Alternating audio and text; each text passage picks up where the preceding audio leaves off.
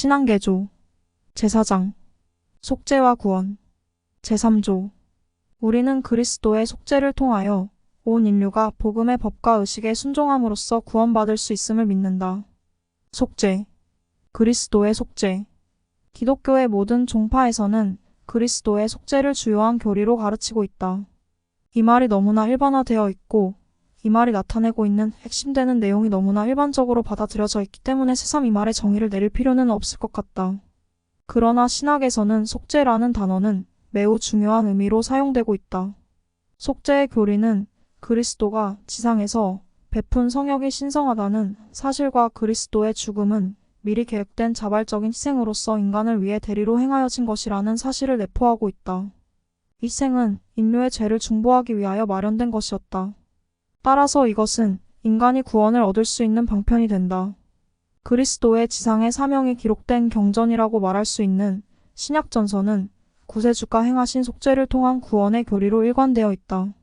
그러나 영어로 어토먼트 속죄라는 단어가 신약에는 단 한 번 나오는데 대부분의 성경학자의 의견에 따르면 이에서 마저 그 단어가 오용되어 있다고 한다. 이것은 바울이 로마 성도들에게 전한 말에 나와 있다. 이뿐 아니라 이제 우리로 화목을 얻게 하신 우리 주 예수 그리스도로 말미암아 하나님 안에서 또한 즐거워하느니라.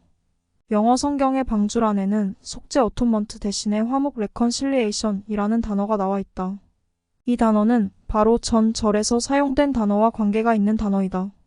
영어와 히라버를 완전하게 일치시켜서 번역한다면 로마서 5장 10절과 11절은 다음과 같게 될 것이다.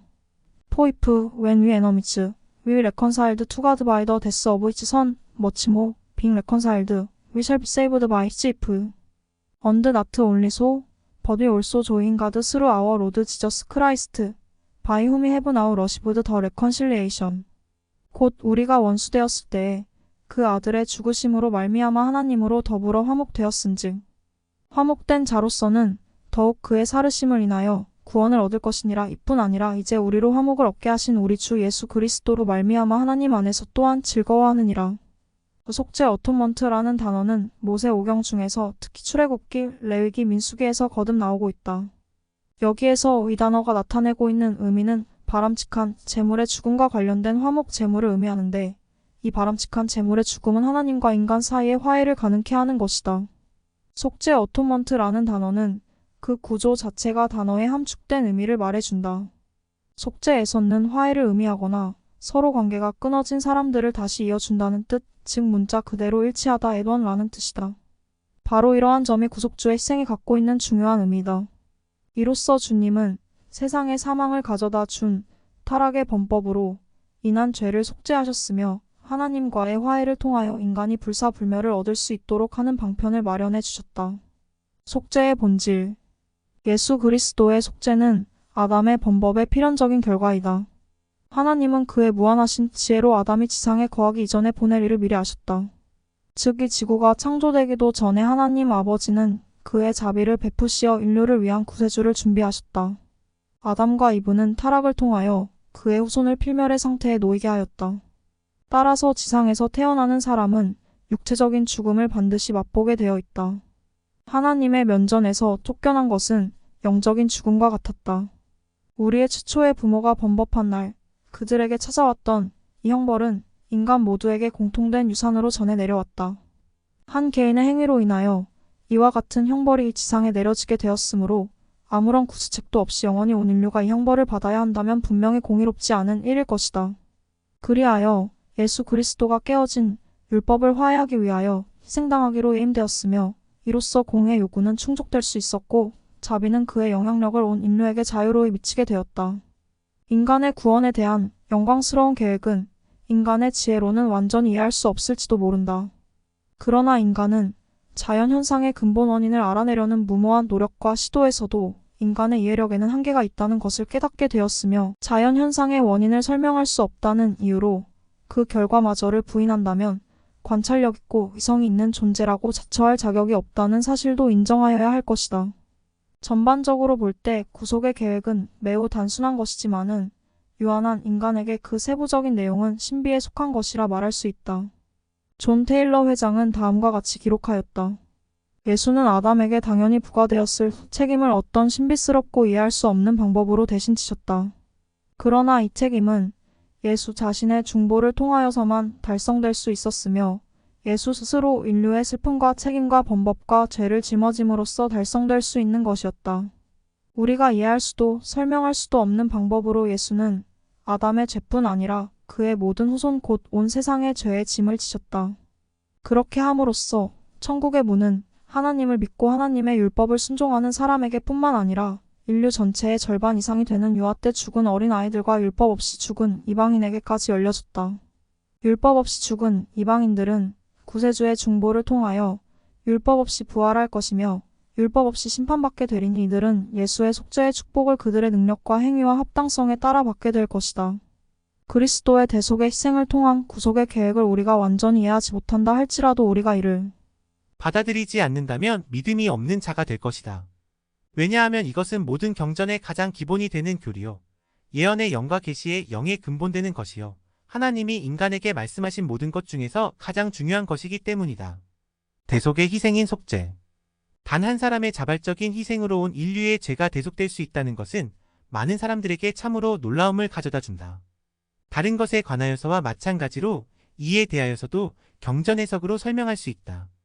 고대의 성스러운 기록, 말일에 영감받은 선지자의 말씀, 인류의 전원, 제사, 심지어는 이방인의 우상 숭배까지도 대속의 개념을 포함하고 있다. 하나님은 필요한 예배 의식을 스스로 행할 수 없는 사람을 대신하여 행할 권능을 받은 자가 드리는 제물을 결코 거절하신 적이 없었다. 고대 이스라엘 민족이 회개와 뉘우치는 마음으로 염소와 제단의 제물을 바쳤을 때 주님은 이를 받아서 백성의 죄에 대한 형벌을 경감시켜 주셨다. 제사는 모세의 율법의 중요하고도 큰 부분을 차지하지만은 이 의식은 그보다 훨씬 먼저부터 시작되어 이스라엘 민족을 특별한 민족으로 만들었다는 사실을 주목하면 재미있을 것이다.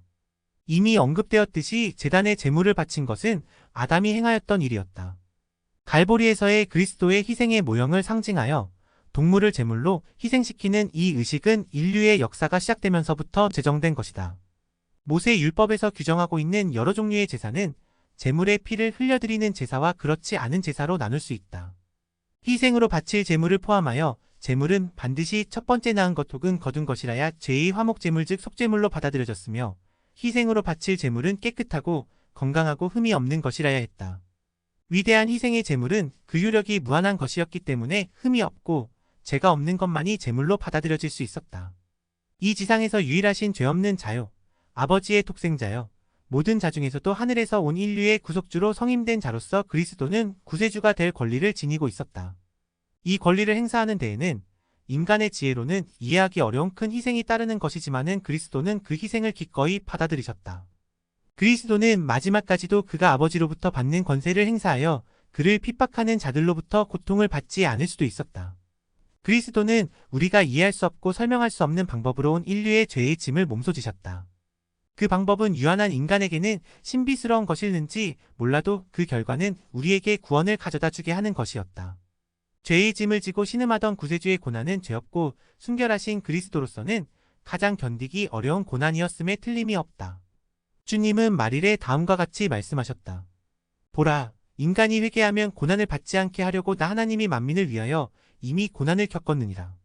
그러나 저들이 회개하지 아니하면 내가 겪은 것 같이 고난을 겪어야 하리니 그 고난은 하나님이요 모든 자보다 가장 위대한 나를 고통으로 떨게 하였고 모든 구멍에서 피를 쏟게 했으며 육체와 영혼이 다 괴로움을 당하였으므로 그 쓴 잔을 마시지 않고 물러서려고까지 하게 하였느니라.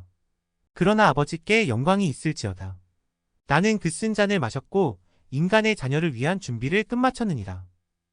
대리의식의 정당성을 입증해주는 예는 사도시대와 현대에 가르쳐진 죽은 자를 위한 침례의식과 말일의 경륜의 시대에 행하여지고 있는 다른 성전의식에서도 찾아볼 수 있다. 그리스도의 희생은 사랑을 갖고 자발적으로 행한 것임. 우리는 이미 그리스도가 온 인류를 구속하기 위하여 그의 목숨을 기꺼이 자발적으로 바치셨다는 사실을 알았다. 그리스도는 최초의 인간의 범법이 미리 알려짐에 따라 필요 불가결하게 된 속죄의 제물로서 자신을 바칠 것을 천국회의에서 제의하셨다.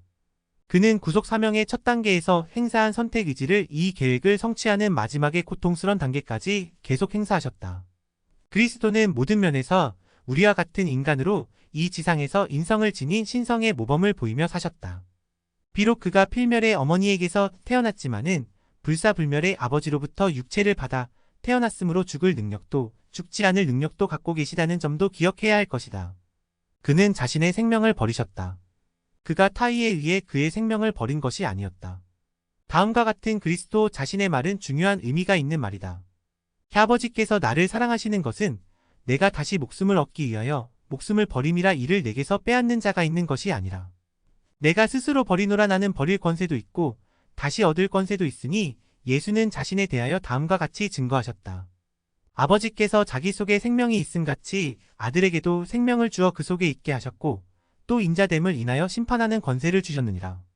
예수의 제자요 친구라고 자처하였던 한 사람이 배반에 입맞춤으로 예수를 잡으려는 사람들에게 넘겨주었던 배반의 비극이 일어난 곳에서 예수를 잡으려는 사람들로부터 그를 보호하기 위하여 검을 빼어 휘두른 베드로에게 예수는 다음과 같이 말씀하셨다. 너는 내가 내 아버지께 구하여 지금 12영 더 되는 천사를 보내시게 할 수 없는 줄로 아느냐. 내가 만일 그렇게 하면 이런 일이 있으리라 한 성경이 어떻게 이루어지리요. 다 이루었다고 승리의 외침을 외쳤던 마지막 순간에서 육체를 지니신 그리스도는 자신이 원하기만 했다면 자기에게 고통을 주는 자들을 물리칠 수 있었던 권세를 억제하셨다. 전세의 예임 때부터 십자가에 달리어 승리의 완성을 이루던 때에 이르기까지 그리스도가 자신의 사명을 완수하는 모든 과정을 통하여 그를 고무시키고 뒷받침해준 동기는 두 가지로 말할 수 있다. 하나는 인간의 구속사업을 성취시키려는 하나님 아버지의 뜻대로 행하려는 소망이요. 다른 하나는 그가 복지와 운명에 대하여 책임을 지고 있는 인류에 대한 사랑이다. 그를 죽이는 사람들을 추워도 원망하지 않고 오히려 마지막까지 그는 그들에 대한 사랑을 버리지 않으셨다. 극도의 고통을 참아야 하는 그 순간에 주님은 이같이 크게 외치셨다. 아버지여 저희를 사하여 주옵소서. 자기의 하는 것을 알지 못함이니이다. 사랑하는 아들이요 기뻐하는 자라고 부른 독생자에게 하나님만이 견딜 수 있는 고통을 겪도록 하시고 그 아들의 희생을 받으심으로써 보여주신 하나님 아버지의 사랑도 이에 못지 않을 것이다. 하나님이 세상을 이처럼 사랑하사 독생자를 주셨으니 이는 저를 믿는 자마다 멸망치 않고 영생을 얻게 하려 하심이니라. 하나님이 그 아들을 세상에 보내신 것은 세상을 심판하려 하심이 아니요 저로 말미암아 세상이 구원을 받게 하려 하심이라. 구세주가 지극히 사랑하셨던 사도는 다음과 같이 말했다. 하나님의 사랑이 우리에게 이렇게 나타난 바 되었으니 하나님이 자기의 독생자를 세상에 보내심은 저로 말미암아 우리를 살리려 하심이니라. 미리 계획되고 예언된 속죄.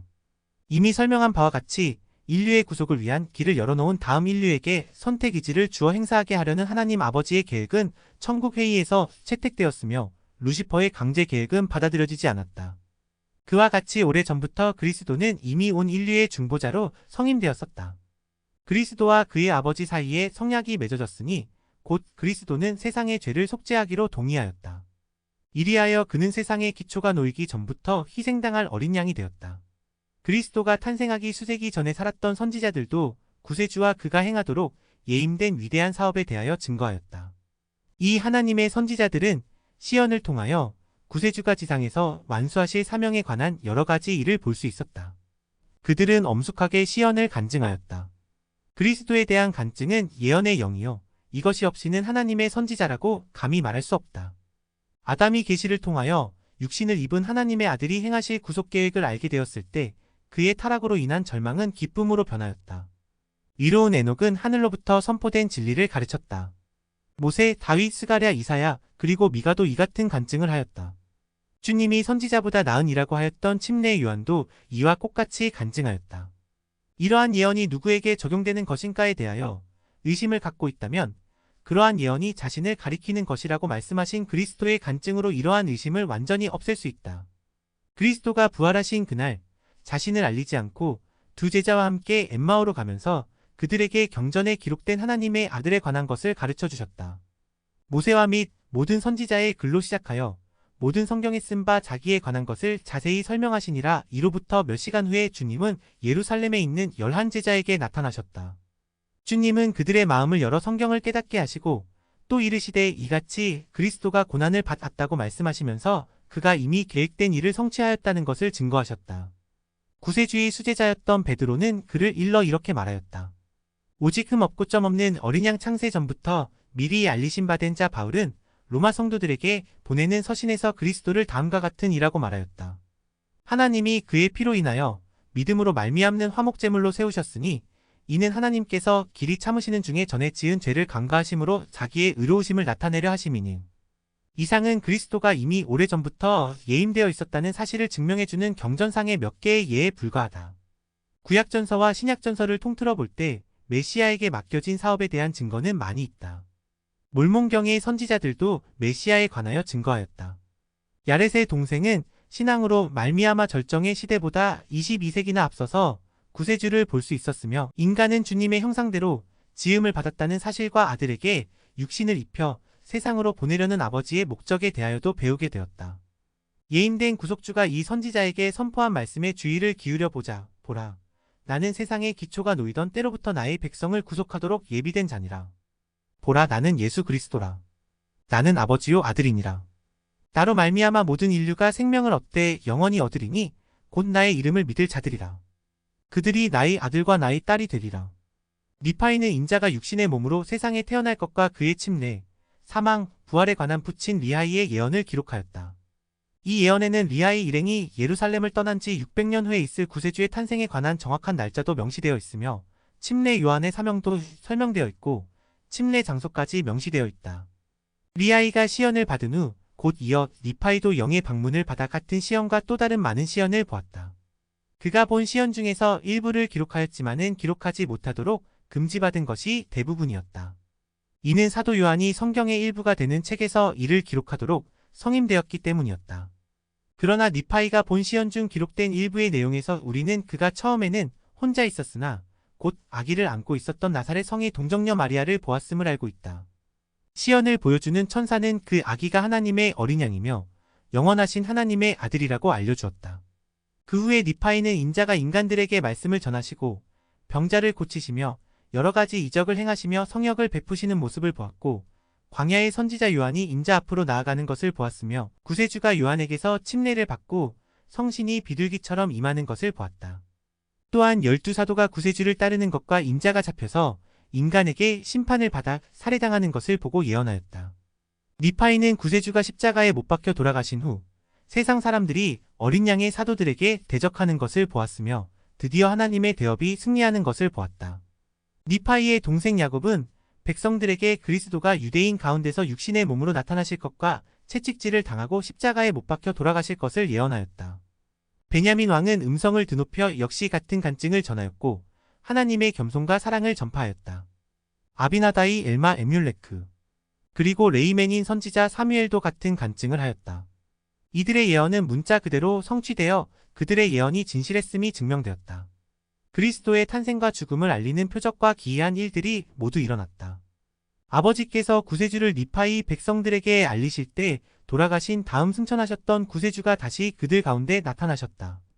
이외에 고대 경전에는 그리스도가 이미 맡겨진 사업을 행하시기 위하여 지상에 오셨다는 사실이 명백하게 기록되어 있다.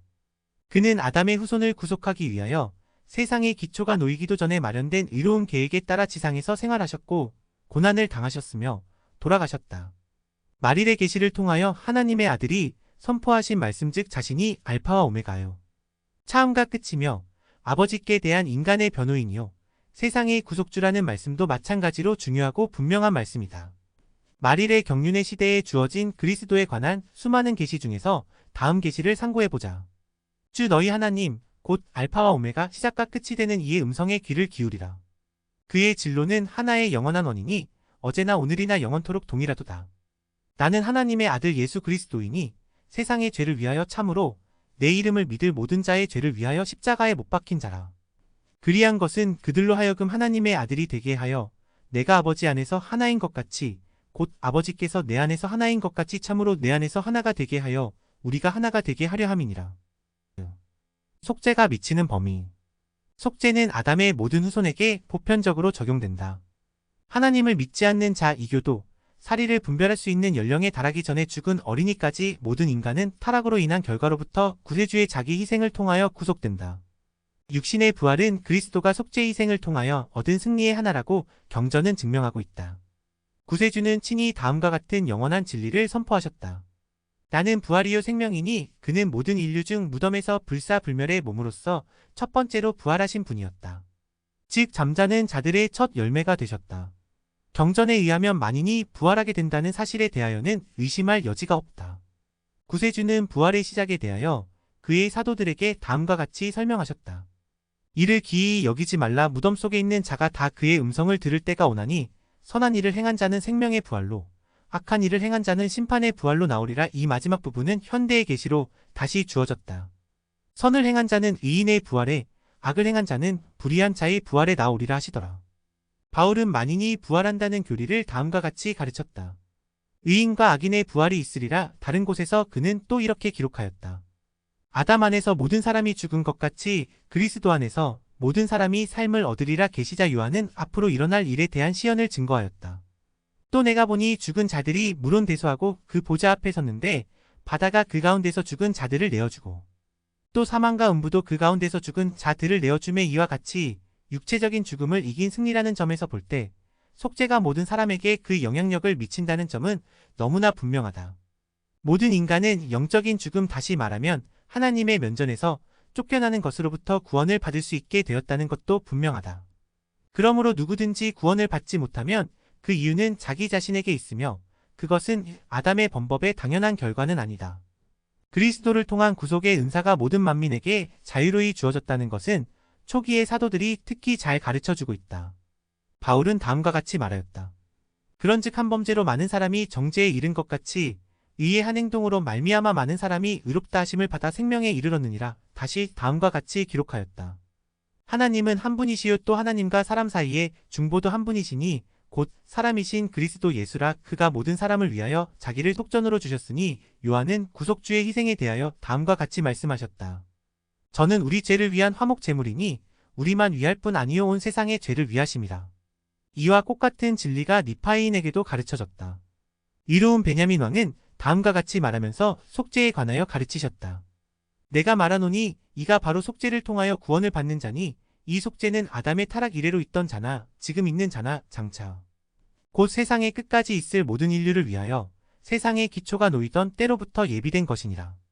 현대에 주어진 계시에서 우리는 그리스도가 고난을 당하고 죽기 위하여 지상에 왔다는 것을 알게 된다. 이는 아버지께서 그의 권능에 맡기시고 그로 말미암아 지으신 모든 자가 그를 통하여 구원을 얻게 하려 함이라. 아담의 범법의 결과인 육신의 사망과 원죄로부터 모든 인간을 구속시켜 준다는 것. 즉 속죄가 모든 사람에게 보편적으로 적용된다는 것 이외에도 이 위대한 희생은 죄인의 신앙과 선행으로 개인의 죄가 화해되는 수단이 되는 것으로도 해석되고 있다. 구속의 이 같은 양면성은 지금 우리가 다루고 있는 신앙개조에 함축되어 있다. 속죄의 첫 번째 영향은 모든 인류에게 보편적으로 적용되는 것이므로 일반적 구원이라고 말할 수 있다. 그러나 속죄의 두 번째 영향은 개인적 구원의 길을 열어주는 것으로 이로써 개인의 죄를 사함받을 수 있게 되었다. 개인적인 죄는 개인의 행동의 결과이므로 이러한 죄는 개인이 규정된 필수 조건 즉 복음의 의식과 율법에 순종한다는 조건 하에서만 사함을 받는다는 것이 공의로운 일이다. 속죄의 일반적인 영향. 책임을 질 수 있고 분별할 수 있는 연령에 달한 모든 사람에게 적용되는 이 일반적인 영향은 이미 성구를 인용하여 살펴보았다. 어린이에게도 이 교리가 적용되느냐에 관하여 마땅히 유의할 필요가 있다고 생각한다. 예수 그리스도 후기 성도 교회는 이성과 정의와 경전의 근거를 둔 교리로서 모든 어린이는 하나님 보시기에 무죄하며 그들이 개인적으로 책임을 질 수 있는 연령에 달하기 전까지는 침례를 받을 필요가 없으며 다시 말해서 그들은 그리스도의 속죄로 구원을 받았다는 것을 가르치고 있다. 어린이는 부모로부터 선한 성품과 악한 성품을 어느 정도는 물려받는다. 유전의 영향은 인정된다. 선한 성품과 악한 성품, 축복과 저주는 대대로 전해 내려간다. 모든 인간의 영의 전세의 상태에 관한 지식에 비추어 볼 때 분명히 공의로운 질서에 따라 다시 말해서 하나님이 정해놓으신 질서에 따라 아담의 후손은 당연히 필멸성을 물려받은 상속자들이다. 그러나 그리스도의 속죄를 통하여 그들은 모두 이와 같은 타락의 상태로부터 구속되었다. 그들에게 유산으로 전해진 빚은 모두 갚아져서 그들은 자유의 몸이 되었다. 자신의 행동에 대하여 책임을 져야 할 나이에 이르기 전에 죽은 어린이들은 비록 그들이 범법자의 자손이기는 하여도 하나님이 보시기에는 죄 없는 자들이다. 몰몬경에는 다음과 같은 선구가 있다. 어린아이들은 회개할 수 없은즉 그러므로 그들에게 베푸시는 하나님의 순결한 자비를 부인하는 것은 끔찍한 간악함이니 이는 그들이 그의 자비로 인하여 그의 안에 모두 살아있음이라. 또 어린아이들에게 침례가 필요하다고 하는 자는 그리스도의 자비를 부인하며 그의 속죄와 그의 구속의 능력을 무시하는 자라. 그러한 자에게 화 있나니 이는 그들이 죽음과 지옥과 끝없는 고통의 위험에 처해 있음이라. 내가 담대히 이를 말하노니 하나님께서 내게 명하셨느니라. 이 말씀에 귀를 기울이고 유의하라. 그렇지 아니하면 이 말씀이 그리스도의 심판대에서 너희를 정죄하리로다. 이는 보라, 어린아이들은 모두 그리스도 안에 살아있으며 율법 밖에 있는 자도 모두 그러함이니 구속의 능력이 율법을 갖지 아니한 모든 자에게 임함이라. 그런즉 정죄받지 아니한 자 곧 정죄 아래 있지 아니한 자는 회개할 수 없으며 그러한 자에게 침례란 무익한 것이요. 선지자 몰모는 그의 아들 모로나이에게 다음과 같은 글로써 어린아이들의 무죄에 대한 확신을 가르쳤다.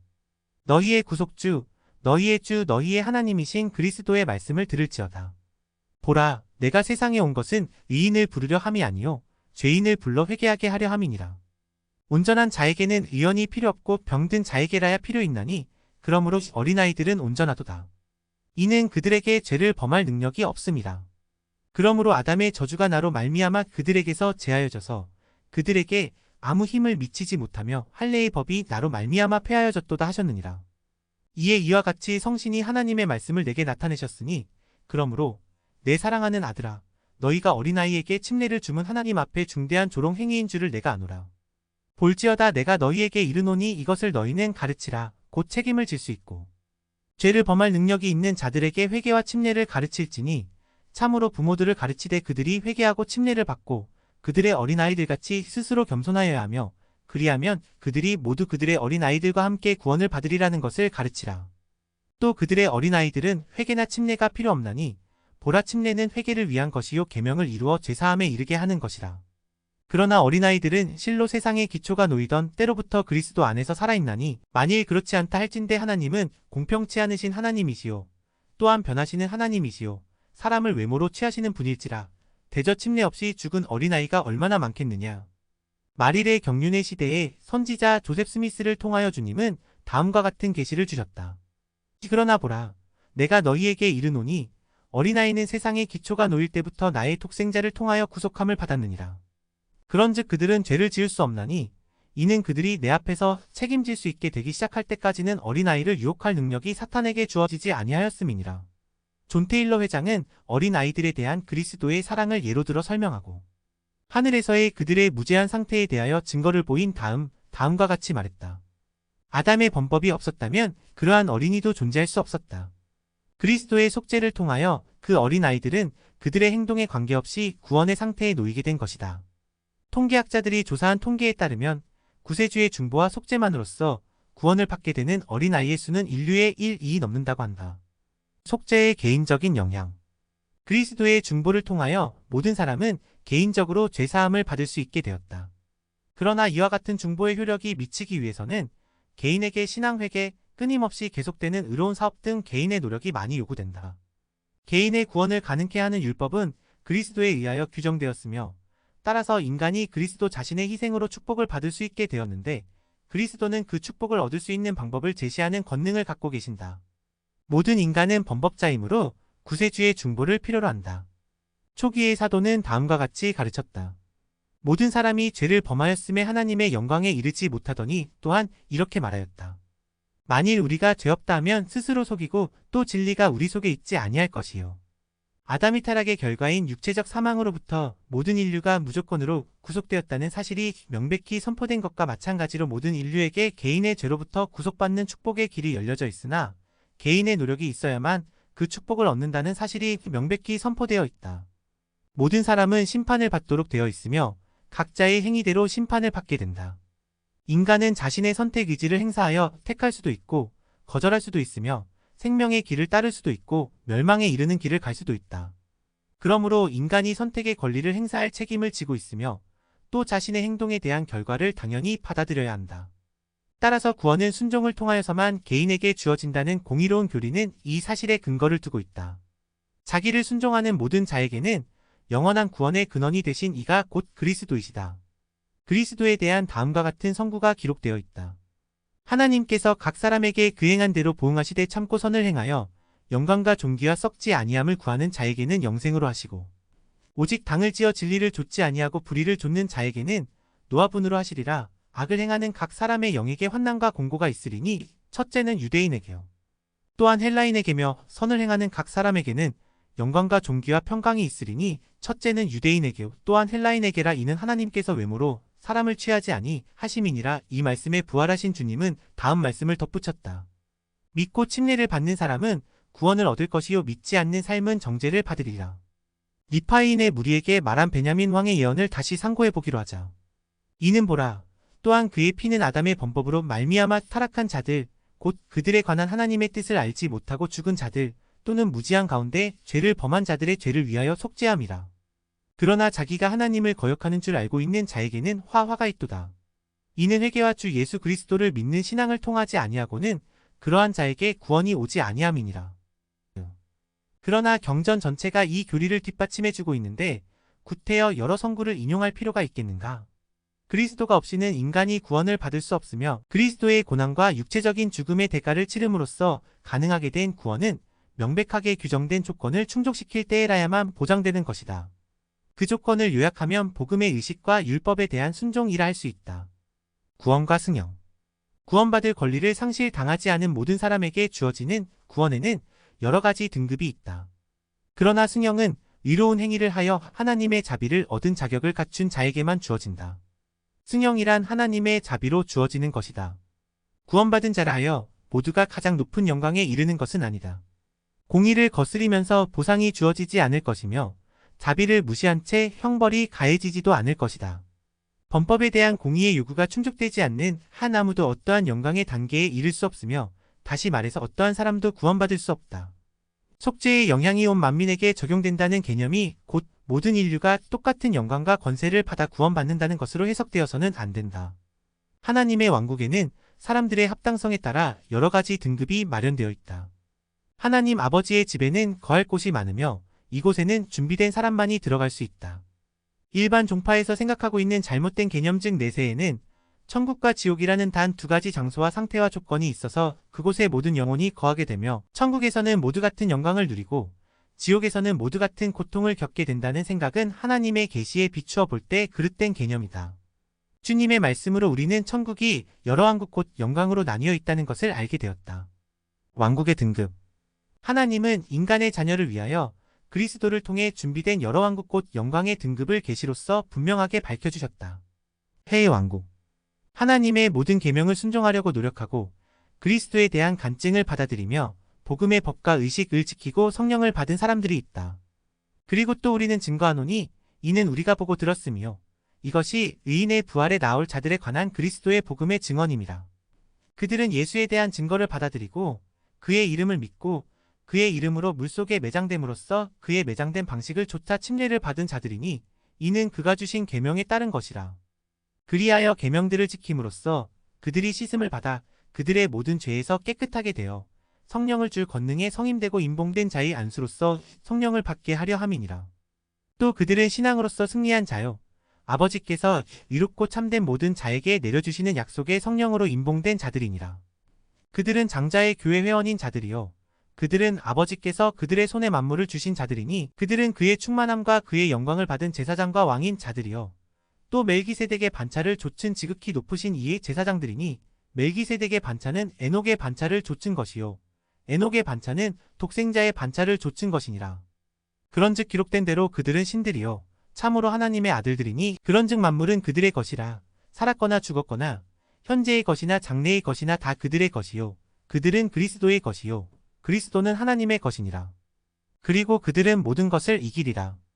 그런즉 아무도 사람을 자랑으로 여기지 말고 도리어 모든 원수를 자기 발 아래 굴복시키실 하나님을 자랑으로 여길지어다. 이들은 하나님과 그의 그리스도의 면전에서 영원 무궁토록 거하리라. 이들은 그가 땅에서 자기 백성을 다스리려고 하늘 구름을 타고 올 때에 데리고 올 자들이니라. 이들은 첫째 부활에 참여할 자들이니라. 이들은 의인의 부활에 나올 자들이니라. 이들은 시온산에 그리고 모든 것 가운데 가장 거룩한 하늘의 처소 살아계신 하나님의 도성에 이른 자들이니라. 이들은 무수한 천사의 무리에게 총회와 에녹의 교회에 그리고 장자의 교회에 온 자들이니라. 이들은 하나님과 그리스도가 만민의 심판자로 계시는 하늘의 이름이 기록된 자들이니라. 이들은 예수 곧 자신의 피 흘림을 통하여 이 완전한 속죄를 이루신 새 성약의 중보자 예수를 통하여 온전하게 된 의로운 자들이니라. 이들은 해의 영광의 몸을 가진 자들이요 그들의 영광은 해의 영광과 같으니 참으로 만유 가운데서 가장 높으신 하나님의 영광이라. 그의 영광은 궁창의 해가 그 상징으로 기록되어 있느니라. 이들은 영화롭게 된 무리에 속하여 해의 왕국에서 승영의 면류관을 얻게 될 자들이다. 2. 달의 왕국. 하늘의 달과 해가 다르듯 가장 높은 영광과는 다른 두 번째 왕국의 영광을 얻게 될 자들이다. 이들은 세상에서 존경을 받으나 승영에 이를 필수 조건을 갖추지 못한 자요. 인간의 간사한 재주로 눈이 먼 자요. 하나님의 높은 율법을 받고 순종하지 않은 자이다. 이들은 예수에 대한 간증이 강렬하지 아니한 자들이며 따라서 충만한 영광을 얻을 수 없는 자들이다. 3. 별의 왕국. 별들의 광채가 하늘에 있는 다른 더 밝은 천체의 광채와 다르듯 높은 등급의 왕국과는 다른 왕국이 또 있다. 이 왕국은 그리스도에 대한 간증을 받아들이지 않았으나 성령을 부인하지 않은 자들의 것이요. 가장 무거운 형벌로부터 생명을 구하기는 했으나 마지막 부활 때까지 구속을 받지 못할 자의 것이다. 별들의 광채가 다르듯이 별의 왕국에는 수없이 많은 등급이 있다. 그러나 이 왕국에 속한 자들은 모두 종말에는 구원을 받을 것이니 사탄도 그들에게 결국 힘을 쓰지 못할 것이다. 별의 영광도 인간의 이해력으로는 가히 짐작할 수도 없는 것이더라. 또 하나님께서 계시해 준 자 외에 이를 아는 자는 아무도 없느니라. 하나님의 자비를 얻을 자격을 완전히 상실한 사람들이 있으니 이들은 자신의 행위로 말미암아 멸망이라 불리우는 사탄과 그의 추종자들과 한 무리가 된 자들이다.